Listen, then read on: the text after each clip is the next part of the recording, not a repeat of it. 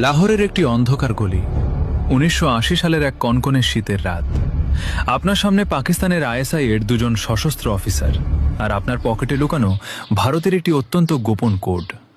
ধরা পড়লে কোনো বিচার হবে না, সরাসরি কপালে জুটবে বুলেট। ঠিক এই পরিস্থিতিতে দাঁড়িয়েছিলেন একজন মানুষ, অজিত ডোভাল।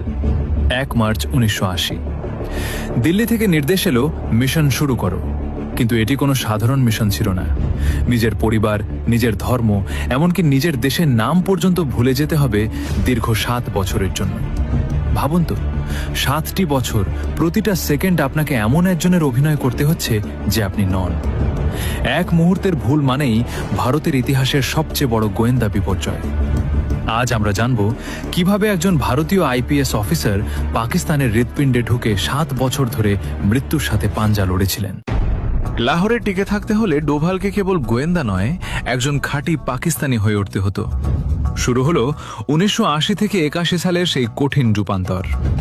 তিনি উর্দু ভাষার প্রতিটি সূক্ষ্ম টান আর লাহোরি আঞ্চলিক বাচনভঙ্গি এমনভাবে রপ্ত করলেন যে কেউ কল্পনাও করতে পারত না তিনি একজন কেরল ক্যাডারের ভারতীয় অফিসার। তিনি ঘন্টার পর ঘন্টা কোরআন এবং ইসলামের ইতিহাস পাঠ করলেন। কেন জানেন?